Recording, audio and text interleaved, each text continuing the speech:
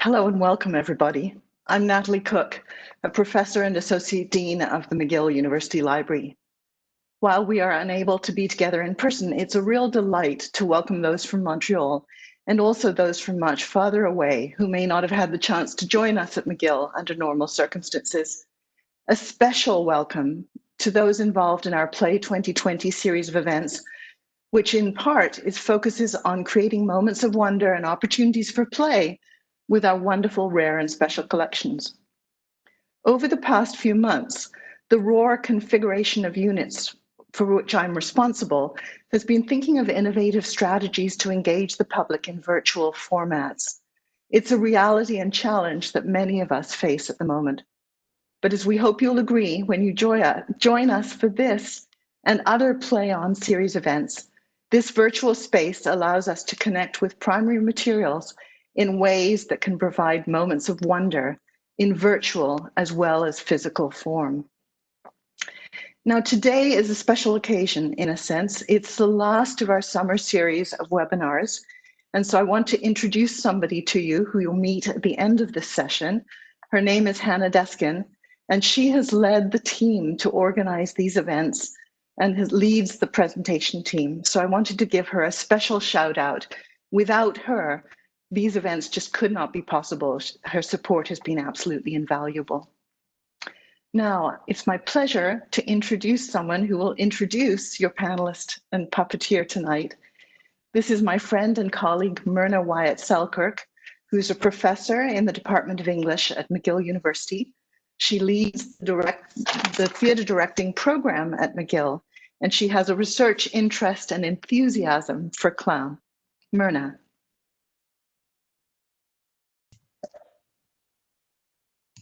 Thank you, Natalie.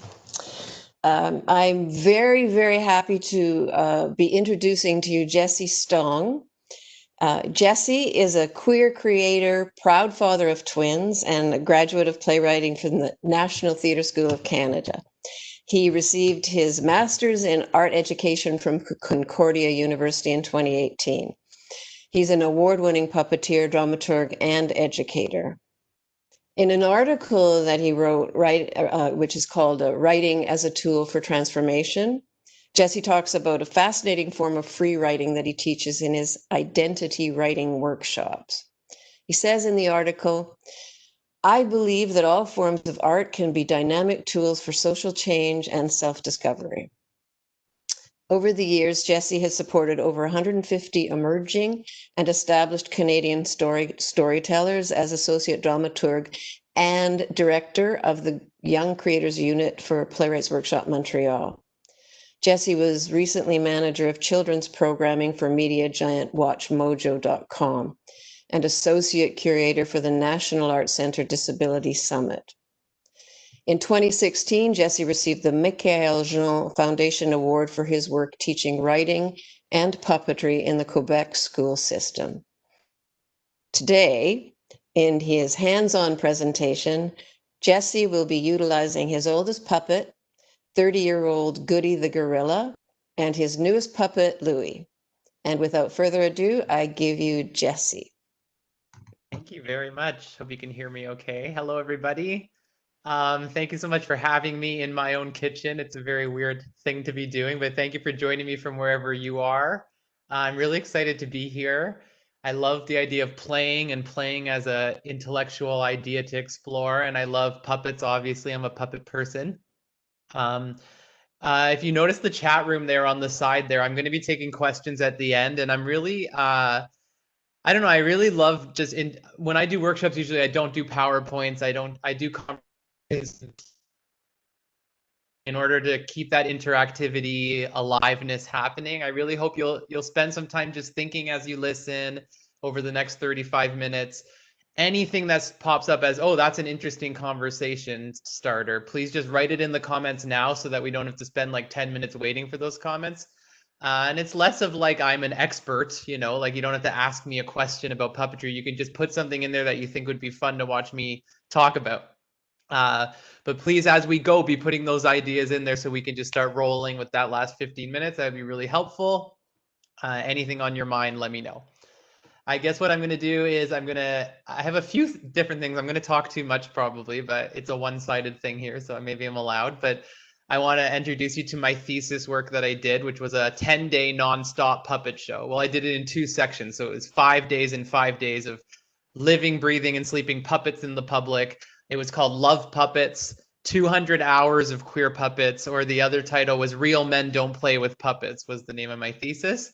So I'll share with you some of my research. I'm going to give you some history, some philosophy around puppetry and play. And I'm going to actually give you some 5-10 minutes at the end. I'm going to bust out some of my puppets here and teach you some of the fundamentals to be an amazing puppeteer. So if you have any questions about any of those things, put them in the comments. We'll get them at the end. Where do I want to start, I guess? I want to start by I wanted to start with a little bit because I want to try something different a little bit. So what I want you to do from wherever you are, you can either write or you can just close your eyes, but I want to kind of tap into the unconscious and engage you in this presentation for the first 2 minutes of this presentation. Because foolishness and silliness and play, it's actually a very deep philosophical unconscious part of our being. And that's what I'm going to prove over this next half hour. But I want to start by tapping you into the work we're doing. So maybe it sounds cringy or whatever, but I want you to just close your eyes. And I want you to just think about a time in your life where your life was changed, where your life became different because of something silly. And just really picture it for a second. Open up those brain capillaries, try to fire up that neuron, try to remember the details of that moment. Maybe you saw something silly. Maybe you did something silly. Maybe someone said something silly. Maybe you saw or read something silly. I already said saw. I want you to just try to think, what was a moment in your life where silliness affected your life, where it changed your life? And I'll give you 30 seconds actually to just be quiet for a second and try to just really visualize it, picture it. The scent, the smell, the time, the place. Try to get as many details as you can. You can even write them down. I'm going to give you 30 seconds. Something silly that changed your life. What comes to mind? There's no wrong answer. Who was there?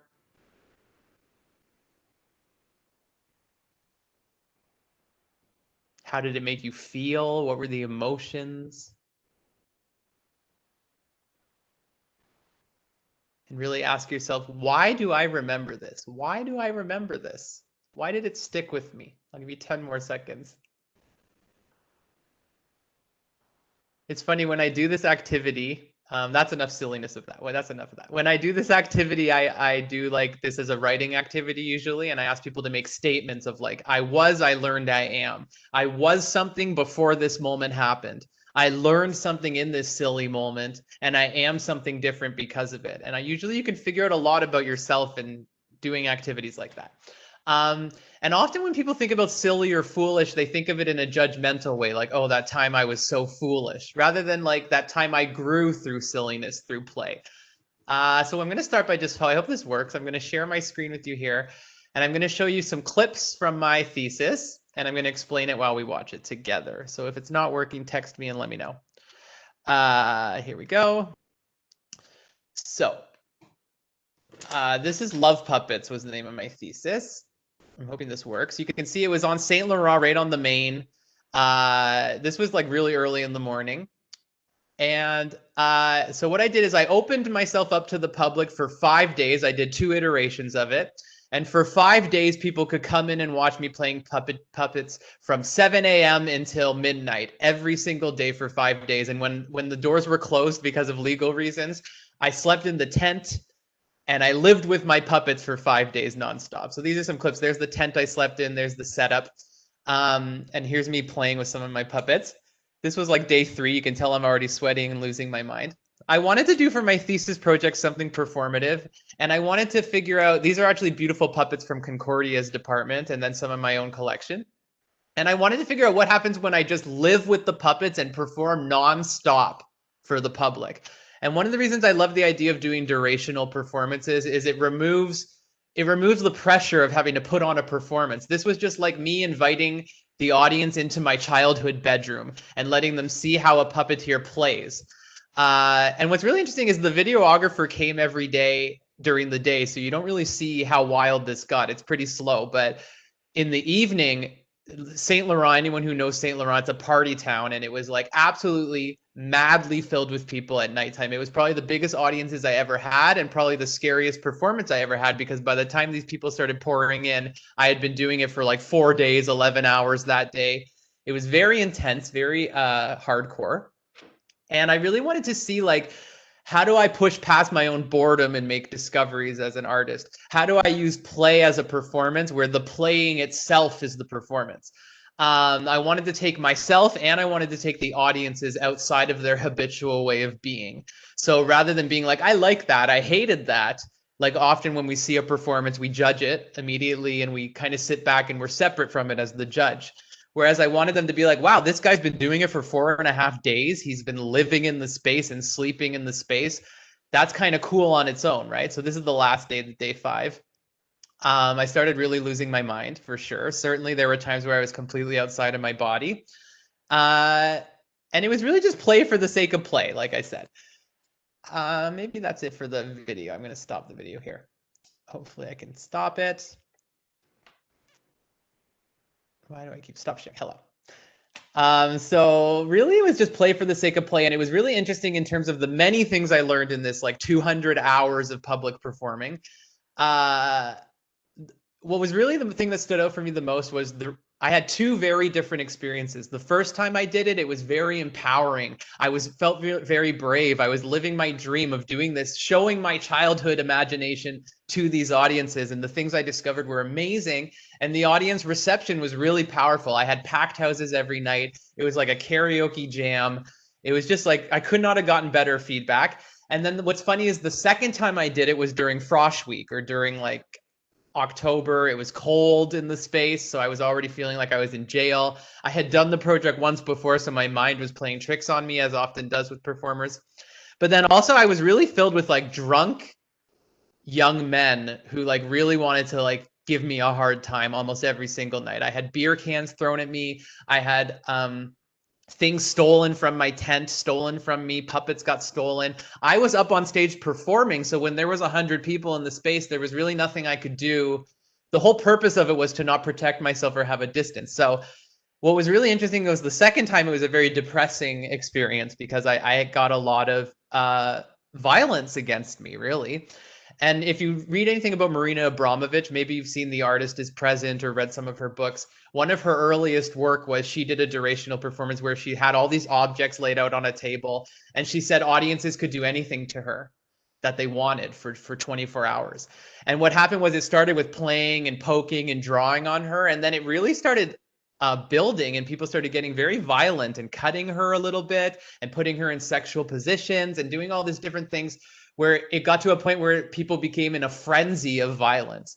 And so part of my thesis was unpacking, like, what about play, and what about giving people free play and saying, come play with me? Why does it lead to these experiences, right? Rebecca Dyer is a great person who wrote a book about that, about the cute aggression. And the cute aggression is this like biological need for us to destroy things that are cute and that are little. It's why people want to pick up a baby and chew your face off, or take a mouse and just squeeze it, or stuffed animals, right? And it's this thing that's not just in children, it's in psychologically in all of us. And it really is like this animal instinct that comes from, she believes at least, and I kind of support this, is when we see something that when we see something that's cute and that's smaller than us, it makes us want to protect it. It's a protection vibe. And when we don't want to protect something because it's like, that's too much work, we want to destroy it.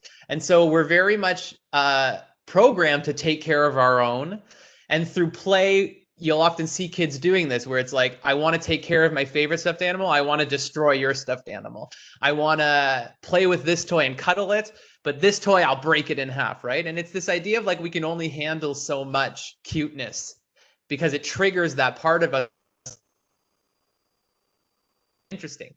The other thing that I think happens is the uncanny. And if you've read Freud, you've heard about the uncanny, but I'll explain it to you kind of quickly.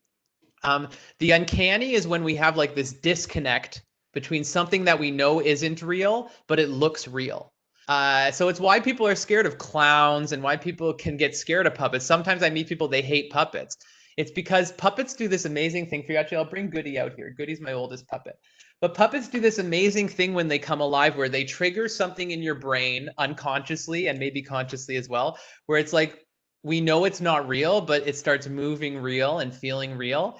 And that can be really exciting, the uncanny, but it can also be really scary and really like people can get very traumatized by that and triggered by that. And I do workshops in the schools, like they said in the intro, and I notice some kids are like, wow, and some kids are like, oh, right away. It's very weird, right? It makes a weird feeling. That's what the uncanny is. And Freud talks about that a lot.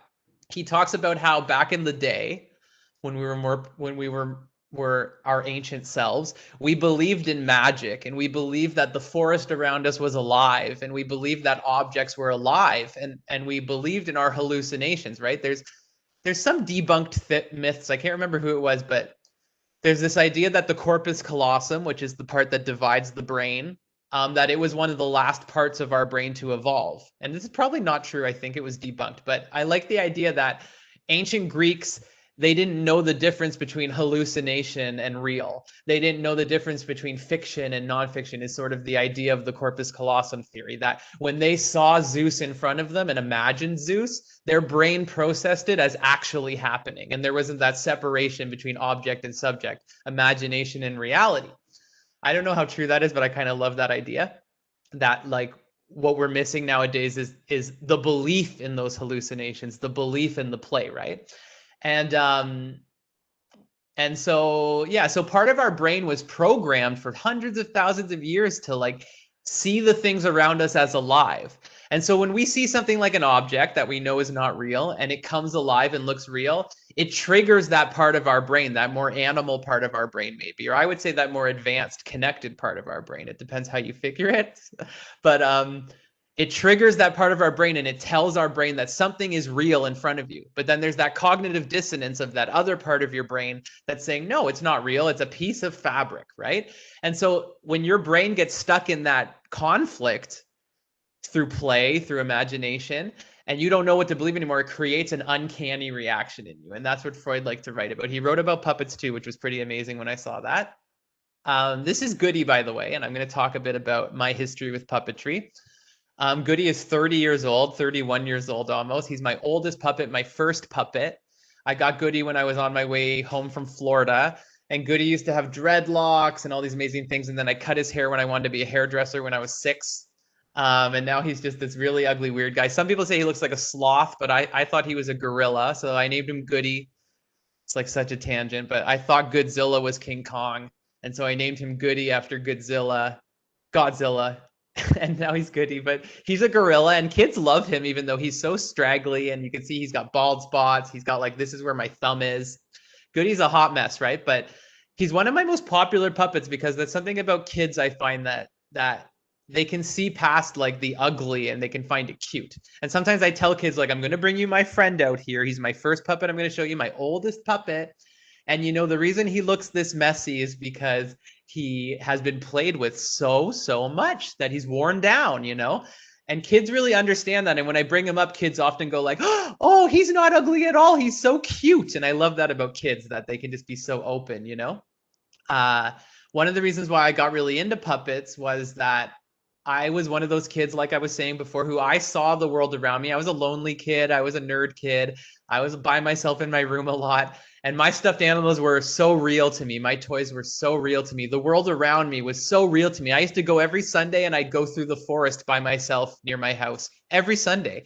And I would just walk around for years and years. I did this, just like feeling the forest and being so alive. I was just one of those kids. And so that's what really got me into puppetry, was this idea that the world around us could be alive, right? And I didn't want the separation. I love that you could play with that separation of object subject, right? And then the other thing was confidence, which you find a lot with puppetry and with play, that I wanted to perform. I wanted to win an Oscar and be Meryl Streep, right? But I'd get on stage and I would just clam up completely. I couldn't handle it. I'm gonna put this down for a bit. I couldn't handle the pressure of it. And then suddenly when I had a puppet in front of me, I could be like this whole other character, this second self, right? Like Nietzsche talks about. I could just be somebody different through the puppets. And now I've seen that time and time and time again. I've worked with kids who are on the spectrum. I've worked with kids who have selective mutism. I've worked with kids who have gone through trauma and abuse with puppets. And it's amazing how even in courtrooms, they use puppets sometimes, because it's amazing how a kid who can't talk or can't express themselves can suddenly put on a puppet and become the star, right? I've seen kids who are that kid in the class who never talks, who will stand up in my workshop and sing a song or do something with a puppet, and the teachers will be like, what? How did you get that kid to do that? And it's not just the power of puppets, it's the power of play, of open play, and of letting kids kind of live through their imagination without feeling like it has to be them. There's something else I was going to say about that. I'm just looking at my notes here. I'm not seeing any questions yet. So really, we're getting to the question period in 20 minutes. So if you have any questions, just type them in. We'll take them at the end. I don't want to have to wait for them. Even anything that you're like, talk about this. So the other thing I want to talk about is the Puppet Prison project, which happened in Nigeria, which I did some research on when I was trying to figure out what my thesis was. And they found that there was a really high HIV rate happening in the prisons because there was a lot of sexual abuse happening in the prisons. And they decided to try this really uncanny idea of letting the men taking a select group of men from each prison and letting them create a puppet show around the theme of sexual abuse and mental health. And they did it for 1 year as a pilot project in, I think it was 4 different prisons. It might have been more, might have been 3. Sorry, I should have known that. But what they found is in those prisons that did this little puppet show, puppet performance that they did for the other people, there was a 35% drop in violence and sexual abuse. Just from doing one puppet show in the middle of prisons with adult men who are dealing with mental health, dealing with poverty, dealing with all these issues, one puppet show managed to reduce the violence and sexual abuse by 35%. And also, you'll see in that report, if you look it up, that a lot of the men said similar to things what I just said, that they got to say things they would have never said through the puppet. They got to show things they would have never shown. They got to experience themselves through a second self, right? So I just wanted to say that because it's not just for kids, you know, the power of play is like very meaningful. I want to talk really quickly, I got time, about a little bit of history about puppetry, some facts that maybe you don't know. Let me just check my phone to make sure there's no text here. Okay, so where everything is on point. Some facts you might not know about puppetry. Puppetry is an ancient form of performance. Some historians think that puppets came before actors in theater, that it's possible that there was puppet shows before there was performances. But there's also this like famous legend that a Japanese director was so sick of his actors being such divas that he said, screw all these actors, I want to make them out of wood and I'm going to do it all myself. And some people say that's the origin of puppetry in theater. It's not clear. We don't know for sure because it's such an ancient tradition. We even know that the archaeologists found puppets, string puppets, in Egyptian tombs as early as 422 BC. So we know that puppets have been around at least that long. We have physical evidence of them.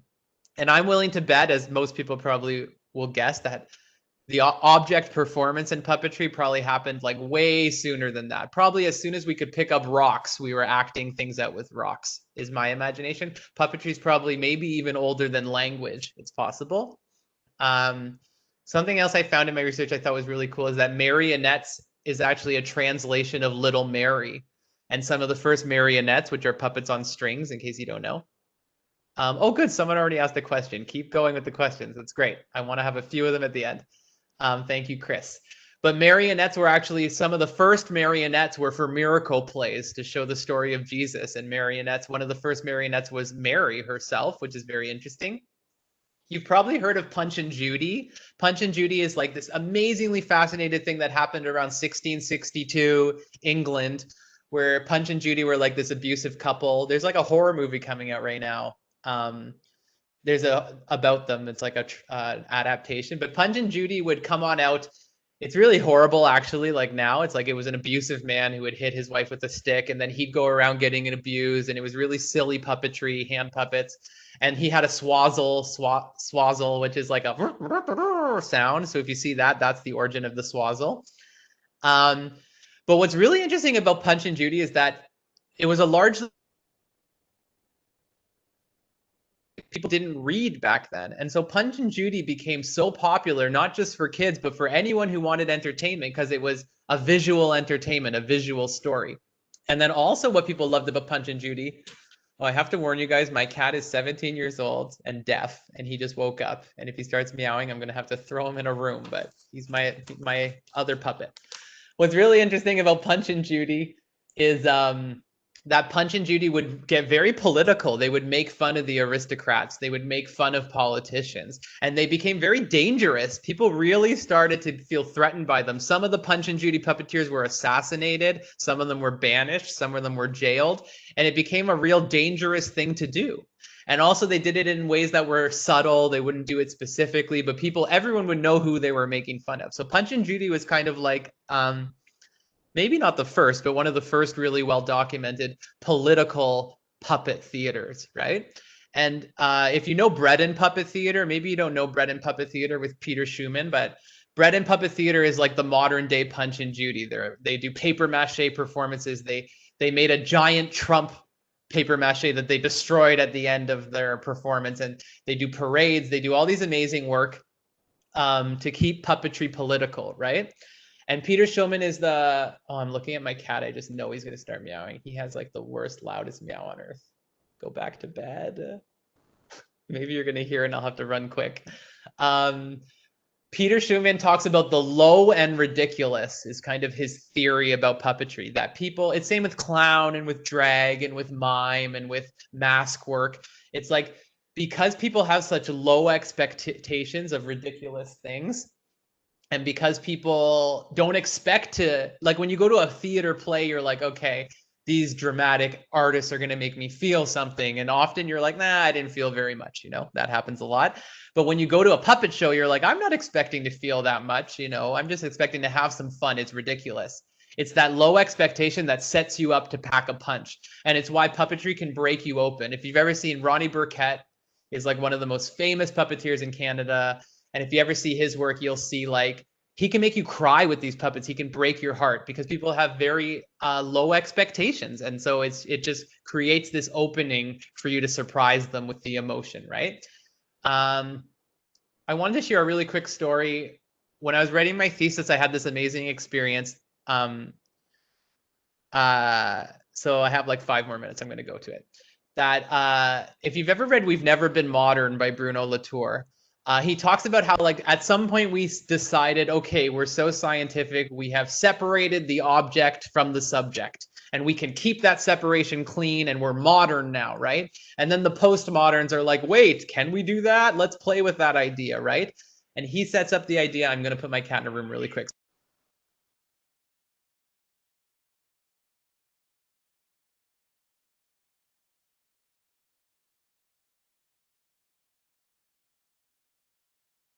Sorry, that's my puppet. So Bruno Latour sets up the idea that we've never been modern, and postmodern got it wrong. Actually, we made a mistake by believing that object and subject were separate when they're intrinsically intertwined.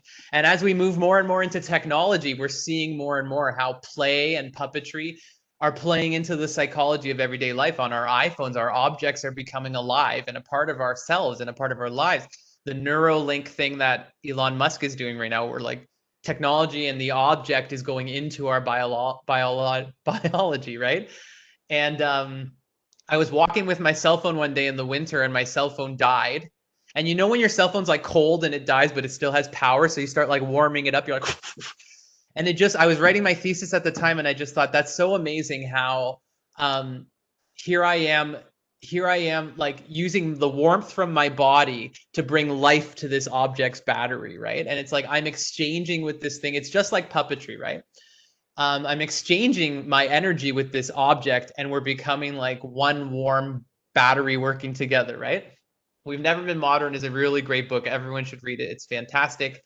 What I want to finish up on before I give you some activity is like the idea of play and puppetry being more than just fun. It's like I can never say this word, neoteny, Neoteny, neoteny. If you look at, there's a great TED talk on neoteny by Stuart Brown. It's called The Power of Play. And he talks about how actually our ability to play and use our imagination is what makes humans so exciting and makes them it helped us evolve, right? Humans, they're not that strong. Humans are not that brave. Humans are not that tough-skinned or fly or any of those things. But what we could do is we could imitate and we could play. And it's that flexibility and that fluidity of our brain, our ability to play and pick things up and try things and mimic animals. It's what made us survive. It's what helped us grow. It's the power of play, right? I think the puppet is like a visual metaphor for life. And I think that's why puppetry and play is so much more important than we give it credit for, and why we need to have more play in our adult lives. Adults have forgotten how to play, and it's made a separation between us and the world around us, right? I'm getting preachy now, but it's my last 4 minutes, so you got to let me. You know, I remember when Trump was debating Hillary Clinton, and there was one part where she was like, "You're a puppet," and he's like, "You're a puppet, you're a puppet, you're a puppet." And I was just like, "Oh, this is amazing," right? Like, I love that they're talking about puppets at the political debate for president. And it's because we know that puppets represent something, that we are controlled by society. And when we play and bring puppets to life, we bring control back to ourselves. That's what play is. And there's a great Mark Sussman, who's one of my thesis advisors. He wrote this great article called Model Toy Theater. And it was talking about how, like, when we're kids and we have this little world of toys, it's our way of how do we interact with the world? How do we feel our sense in the world? Who are we in the world? We discover that through play. And through these little versions of the world, we build our version of what the big world is, right? Forgotten Toyhood is another really great book about that, about how we've forgotten how to play. And we've forgotten how important it is for us to work through our unconscious through free play. Not through directive play, not through learning. We often think we play a lot because we go to the gym and we play a sport and we do these things that are so directive. But like, when is there time for free play in our life, right? So I'm going to show you, I have 10 minutes now. I'm going to show you some basic puppets skills, and I'm going to take some of your questions. Thank you for everyone who wrote it. If you have more questions, oh, it looks like my husband wrote a question, which is really funny. So this is Lou, Looky Lou. He's one of my newest puppets, and I'm going to show you 3-4 things that I teach every person about puppetry. There's nothing more annoying than you go to a play or you go somewhere and somebody is doing bad puppetry. Oh, it's so frustrating, because there's just these basic fundamentals that you need to know. Are you having that uncanny feeling where Lou looks so real too? You can't believe he's not real. So this is Lou. Hi, everybody. How's it going? It's me, Lou. Wow, I'm so glad to be here. And so Lou's going to teach us some tricks that I want you to use. If you're ever going to use a puppet, you start with these fundamentals. I don't want to see bad puppets on stage anymore. Puppets, it's like the clown nose, right? It's like when you study clown in France, it's the hardest thing to learn on earth, the amount of rules and the way that they do things there. So it's the same with puppets. You never take your clown nose off and throw it on the ground. You never touch your clown nose on stage. It's the same with puppets. Once this puppet's up, you got to respect this puppet. It's a hard form to learn. The first thing is breath, right? So often I ask kids, where does breath come from? And they'll say, from my mouth, from my ears, from my nose. One time I had a kid say, from God. And I was like, oh, okay, that was very interesting. Oh, sorry, I say, where does your voice come from? From my mouth, from my throat. And I had a kid say, from God. I was like, that's great, okay. But actually, your voice really starts in your diaphragm. You know, it starts all the way down here. And it's the same with a puppet. You have to find the diaphragm, and you have to start. If you don't breathe all the way in, the voice doesn't come out properly, right? And I tell kids it's like a speaker. It's like, this is the speaker, so that's where the voice comes from, but this doesn't look very real. You have to go down, the cord goes all the way to the iPad, the iPhone, where the music comes from, right? So you got to always breathe in, and you got to use your whole breath, right? Like, that's the whole point of the breath. Breath work is so key. So I tend to make them yawn sometimes. So put your puppet up, actually, even if you don't have a puppet. Use your arm, rub the belly of your puppet, you know, around your elbow, and practice with me just doing some breath work. Some, right? Even do a yawn. All right. You want to picture that the breath comes all the way from the belly out the mouth, you know, and it's like, kids love doing this, and it's great for meditation too, as well, for kids to relax them by getting a puppet out. So breath is so important. If your puppet's alive, your puppet should be subtly breathing and always moving, right? The next thing is syllables. Syllables might be the most important thing about puppetry, and it's the #1 pet peeve for any puppeteer out there knows. When you see somebody who doesn't understand the syllable rule, it's like the most annoying thing on earth. People often get a puppet on and they try to close. Hi, I'm a puppet. This is my thing. No, that looks like garbage, right? You want to make sure that the puppet's breathing. And the puppet is opening their mouth every single syllable. every single syllable, right? That's how you make it look real. Every single syllable. So do that with me now. Take your puppet, take a breath. Every single syllable. Try it again. Come on, have some fun. We have like 2 minutes left. Every single syllable, every single syllable, every single syllable, every single syllable. And it gets to a point where if you can learn that trick, you can actually like lip sync to things just by following the rhythm of the things. And actually, when I was done my 5 days of the puppet experiment that I did, I had to go to a class in Concordia the next day. Talk about a hangover. I'm like 5 days of nonstop performing. I had to wake up at 9 a.m. and go to class. And I found as I was sitting there in class and people were presenting, my hand was moving like this in my lap. I got so in sync with doing this for every single syllable that I couldn't stop my hand for like 4 days. It was really intense, really intense. So many things I could say about that experience, but maybe people will ask some questions about it. So breath, syllables, every single syllable. And the other thing is levels. Levels are so important. A lot of people put on a puppet and you're like, I think I was doing it just then. It's like if this is the eye line, you want people to look in the eyes. You want to see them. A lot of people put on a puppet, they're like, okay, here's my puppet. It's like, well, what is the symbol here, right?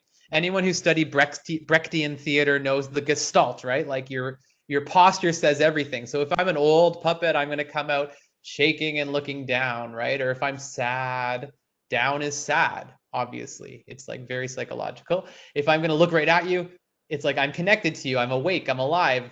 I'm thinking, I start looking up. And then if I'm like challenging God, I'm like, why? That's the Kermit move, right? Ah! So it's like big idea. Ah, I'm so excited. Oh, I'm focused, right? And then it's like, I'm looking down. I'm so sad or I'm so tired. And that's just the basics. Breath, syllables, and levels. For voice, I don't know. All I'll say, I guess we have like 2 more minutes. There's a lot of philosophy out there of like letting the puppet, oh, thank you very much. I'm going to put you down now. I just like choked him too. I just said that you shouldn't do that, but I'm kind of rushing here. But there's a lot of like people who say like, let the voice find you. Let the puppet tell you how it wants to sound. And I really truly believe that. Like Goody, for example, like Goody never has a voice. Usually I don't ever talk with him. And so he's very neutral in a way. And I can sort of like, I can use him for a lot of things. Like he could be like, oh, I'm so old, right? Or he could be like, I'm kind of a sloth. Or he could be like, I'm so hyper. Like he kind of has this neutral thing. Whereas like Louis doesn't have that neutral thing. Louis looks like a kid and has to kind of sound childish, I find. Maybe you'd do it differently if it was you. But the whole thing is like looking at the fabric, right? Looking at the object and letting the object inform the character is one of the hardest things about puppetry. And you can see, you can tell, even audiences who have no exposure to puppetry, they can tell when the voice doesn't match the puppet, when the person has projected the character onto the puppet instead of letting the puppet have its own voice. The puppet is like its own being, right? I guess the last thing I'm going to say is we have 5 minutes. Okay, so there's some contemporary things that have happened in puppetry that are very, very interesting. And if you don't know, Montreal is actually one of the puppet centers of the world. They have puppet training programs at UQAM. They have the De Castellier Festival, which is one of the best renowned festivals in the world. It's like 2 weeks. Maybe it's less than that, more than that, I don't know, of puppetry. Montreal is pretty much like the little France of puppetry, right? And so there's so much good stuff to see in this city. You're so lucky if you're here in Montreal, or check out if you're ever in Montreal, find a puppet show because there almost always is one. And a lot of what's happened with puppetry, the new contemporary puppetry, is like some of them consider themselves visual dramaturges or object performers, right? And it's turning into a place where it's not just about a puppet. I'm more of a Muppet cartoony kind of guy, but I've been working with people in AI and with real-time filmmaking. Like now that before we used to put a green screen behind actors and kind of add it all in tech after, right? In the edit. Whereas now what they're trying to do, especially the Marvel comics made this really happen, is they want to bring puppetry and green screen together and have it be like a real performance that's using these technological advances in the performance. And I can't really explain it better than that, but if you don't know real-time filmmaking, you should check it out because it's the future of filmmaking. And so suddenly puppeteers and people who understand the visual environment and how to manipulate objects and how to listen to a room visually, they're in high demand. And it's not just about like getting a job at Sesame Street. It's about can you make this like green screen dragon something we can interact with in the scene? And then we can add our effects to it to make it look like a full dragon, right? So there's a lot of cool stuff going on. And it kind of all started with, I'm almost done here, I really am. But it started with like, if you've seen Warhorse or Lion King on Broadway, it was this amazing idea where it's like the puppet, instead of the puppeteer being hidden behind the curtains and it being all about the puppet at the center, it became about the art of puppetry, the act of puppetry. What made Warhorse so special is it was 6 people operating this horse. And it's like another break in our psychology because it's uncanny. It looks so real. You believe this is a horse. But now you can even see the people inside. It's made out of metal. You should Google Warhorse if you can. You can see the performer making it happen while you're believing in it. It's like another level. And I think it matches where our psychology is at with technology. There's like a cohesion happening there where it's like we're becoming one with technology. And so our puppetry is becoming a reflection of that psychology. We want to see the puppeteer happening. We want to see the mechanics happening. We can still believe in the object without having to be hidden like the Wizard of Oz behind a curtain, right? I think I should end on the Wizard of Oz because that's my favorite movie. I'm going to take some questions from you guys, if that's okay. I'm going to look through some of the questions here and see what comes up here. Let's go back to the top here. Can I ask you, thank you, this is from Chris Lyons. Can I ask you for a particularly interesting puppeteer practicing today? Yeah, so for sure, I think check out Ronnie Burkett. Basil Twist, he does visual performance with silks. He doesn't even use characters. He's just visual dramaturgy. It's amazing. Clea Mittiger is amazing. Kid Koala does like little toy theater music videos. He did this great thing at Barry UCAM Park where he put a camera through this like storyline through these little toy theater. And he's probably like the ultimate in toy theater right now. Mark Sussman and Cafe Concrete. Cafe Concrete is like a cabaret that happens every 3 months in Montreal. And it's amazing, avant-garde, really weird stuff. And I have a thing coming out soon that, so keep an eye out for Jessie Stong because I have a really cool queer project coming out. I'm probably forgetting somebody really important and I'm going to kick myself later. But yeah, there are definitely ones to watch out. Ronnie Burkett, you have to see his marionettes. He spends hours a day. He's a true marionette, true artist. Like he's the real deal. You got to check out his stuff. I've never met someone so dedicated to puppetry. Oh, and then Blind Summit, they just retired actually, but they did this one thing called the table by Blind Summit is the best puppetry I've ever seen. And I got to see randomly their final performance in Montreal of this show they did for like 10 years. And it's like 3 men operating 1 puppet. And it's the best show I've ever seen. And it's available online. Blind Summit, the table is the best puppet show you'll ever see. It's a true example of how like this weird puppet can make you cry. He's so beautiful. And they do these parts where they talk about the rules of puppetry and they like break apart the puppet and bring it back together. It's magical, postmodern, even though we've never been modern puppetry. Sarah Cohen says, I think I know Sarah Cohen. Could you give a specific instant of a type of play or silliness you and your puppets used? Well, I've done puppets with high school students. We've done an environmental thing where we made our own puppets out of recycled material and made videos about the environment. I've done puppetry with older groups to talk about racism. I've done puppetry with really fun kid stuff where we've done just like a bunch of fun activities. One thing I would suggest if you do little kids is put them in small groups and introduce it 1 puppet at the time for each group before you give everyone puppets. That's for sure an important thing for activities. Because once you throw puppets in a room with kids, it gets chaos. And make it about sharing as well, not just about puppets. I don't know if that's fully answering your question, but I do improv stuff. I like to do things where it's just like sitting with the puppet for a long time in front of the mirror and letting the puppet find you. There's this thing called co-presence, right? And co-presence is that moment when you and the puppet become one. And when I was doing that 100 hours, 200 hours of puppetry, there were moments where I was literally outside of my body and I existed in this puppet. And there's no way for me to really describe that more than you have to experience it. But co-presence is this great, there's a bunch of activities out there about co-presence, which is about like getting out of your head and becoming part of the puppet, becoming one being with the puppet. It's a wicked experience. It's better than drugs. If there's any kids watching, playing is way better than any drugs and alcohol for sure. Don't stuff. We have a question from Jacqueline. Silly question, but is puppet always three-dimensional? No. Indonesian shadow puppetry is really popular, and it's like two-dimensional shadow puppets. It's one of the oldest forms. If you look on like America's Got Talent or Britain's Got Talent, there's been some amazing shadow puppetry work.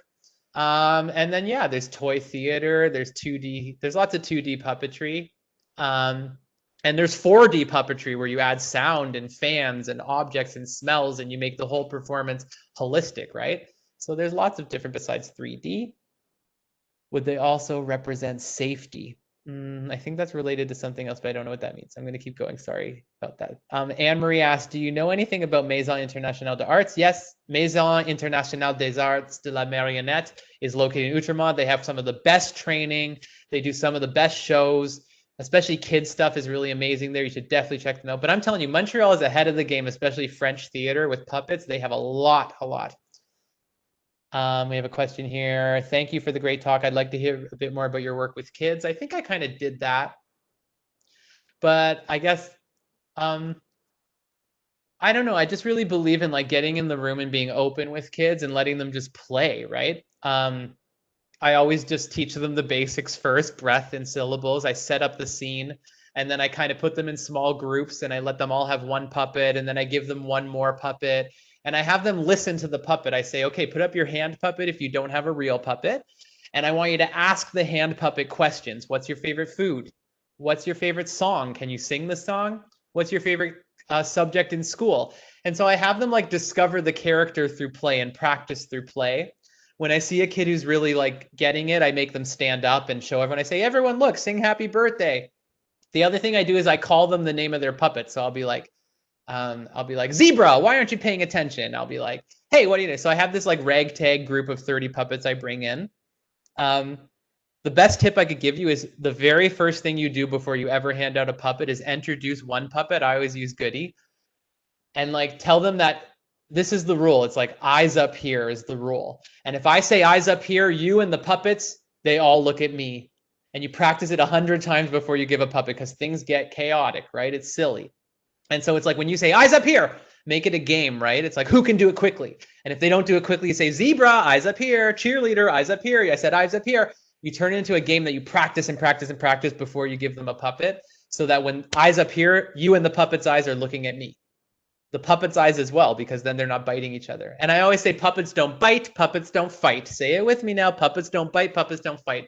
Because the first thing anyone's going to want to do is they're going to friggin' bite each other and fight. It's horrible. It's like what? It's just the instinct. It's the destroy instinct I talked about at the starting. Are there examples of, this is from Chris. Oh, Julian says, what's the hardest trick to learn as a puppeteer? I think marionettes is one of the hardest thing. I'm still not very good at them. I still study it every day as much as I can. But like all those meticulous strings and movements, there's people who study handwork for like hours a day where they're like 1, 2, 3, 4, 1, 2, 3, 4. And it's like very complicated. So I'd say that's really hard. But mostly the hardest thing is keeping them alive the whole time and keeping attention too. I tell kids like it's a good lesson also for kids on like patience and stillness.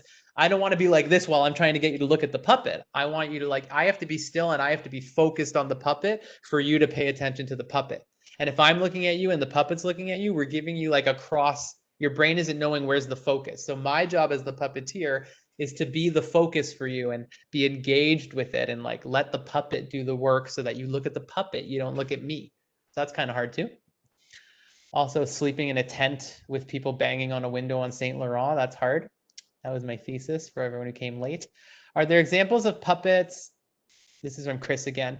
Are there examples of puppetry as a means of civil disobedience in repressive societies? Just childish, for sure. Like I said, bread and puppet theater does this all the time. People are constantly like, almost every puppet show has this like political underpinning, right? Sesame Street, they did a September 11th episode. They have autism episodes. Big Bird had, when Mr. Hooper died, that was really controversial when they talked about race, about being different. There's like Pee Wee Herman. Oh my God, you want to talk about controversial things. Puppetry is low and ridiculous and people don't expect you to pack a punch. And almost every puppeteer is a weird person who like wants to like shock, a little devil. There's a lot of little devils in this industry. And almost every puppet show has this underpinning of Wait, what time am I supposed to be stopping at? I think I have 4 more minutes. There's almost always an underpinning of a political message on almost every puppet show. It's definitely about using play for civil disobedience for sure. Myrna says, exciting. Puppet and mask are very connected. Oh yeah, it's all the same world. The mask teaches the actor the voice if the actor truly meets the mask. Meeting the mask is it. You don't tell the mask what to do. You put it on and you look in the mirror and you let the mask create you. It's the same with puppets. How do students listen and truly find the voice of the puppet? It's a lot to do with the texture, the fabric, a lot to do with mirrors and just looking and just not projecting your crap on it. Almost every kid, the first time they do puppetry, it's like some stereotypical voice, you know, like teenagers always do like, yo man, how's it going? Almost every time. And I have to be like, is that the voice of the puppet or did you decide that? And like any good performance, it's like you want to channel it. You want to bring it out. You don't want to decide anything. You want to memorize your words and get out there and surprise yourself. So I think surprise is how you listen. You have to want the surprise to get the surprise. You have to be open to the puppet to get the puppet. Clea Miniger went to McGill. That's true. I think she teaches there too, actually. Maybe not, but Clea is amazing. I love her. I think this is my last question here. Can we talk about ventriloquism? Oh my gosh, I'm not good at it. I can't do it at all, but that was one of my first. I got a Charlie McCarthy doll. It scared the hell out of everybody. People are even more scared of ventriloquists than puppets because they look so real. Last question. What does puppetry have the childish reputation?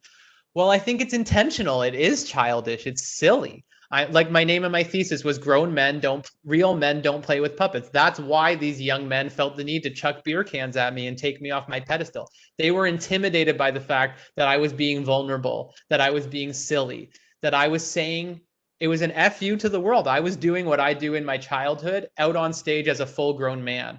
And when you see that, some people are like, yes, get queer, get weird. I love that. And some people, it creates a real reaction. Like, how dare you not grow up and be in the jail like the rest of us, right?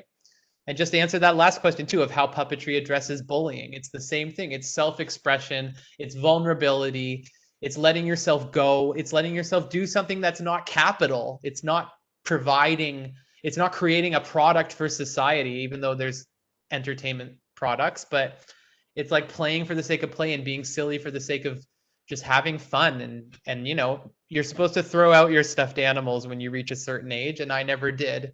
And I think that's part of the magic of seeing a puppeteer. It's somebody who never stopped playing and who got really good at it through the discipline. And I think that's all I'm going to say. I'm like, that was a good ending, I think. So thank you all very much. I really appreciate it. One more quick thing really quick is that if you want to do some writing activities, I have a live stream through Playwrights Workshop Montreal. If you go to YouTube, Playwrights Workshop Montreal Writers Warm Up, there's 30 activities, 15-minute activities for writers, emerging writers, new writers, storytellers. So if you're interested in any of that stuff, check it out. Playwrights Workshop Montreal Writers Warm Up. Thank you guys so much for having me.